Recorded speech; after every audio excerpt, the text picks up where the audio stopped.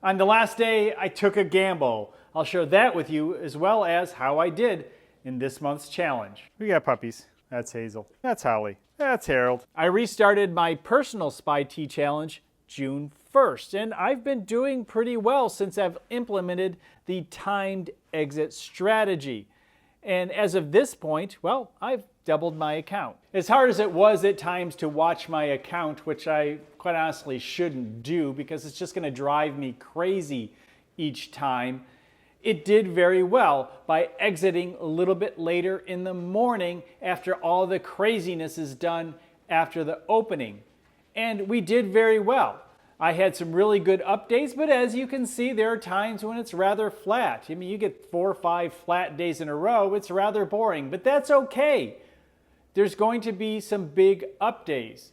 But the thing is, if this strategy is exciting, well, you're probably doing it wrong. You pretty much want to do the exact same thing every day. And at the end of the trading day, I go over to spytomorrow.com. I look at the up and down signal, take a look at some of the other algorithms as well as the probability number to give me a sense of how aggressive or conservative I want to be on my trade.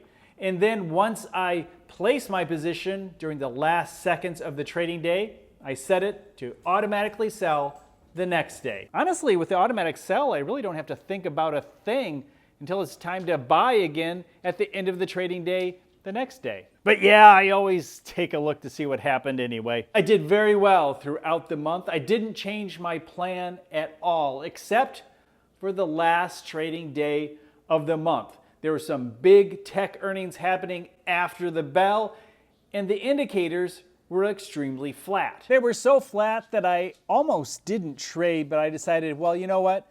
I'll do half my normal position size and take a small trade leaning up just a little bit. And you know what happened? And after the bell, the earnings were bad and the market tanked. But that means my put went up in value. It actually went up 50%. Although it was the smaller position, it went up enough that it was worthy of selling if I thought the market may continue to go back up the next day. Well, the Fed was speaking the next day, and I thought ultimately maybe the market would open flat the next day. But that's not what happened. I took that gamble, I took the risk, and I sold the put for a profit the night before, and the next day, that call, which was the bigger position, went up with the market.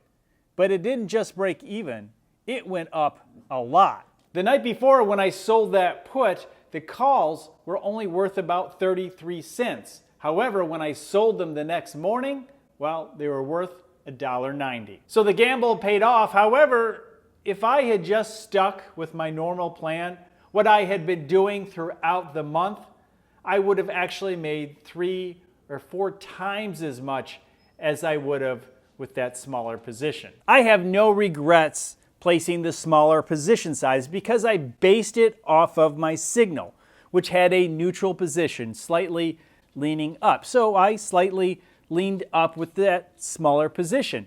And the thing is, I also based my decisions off of good, solid experience.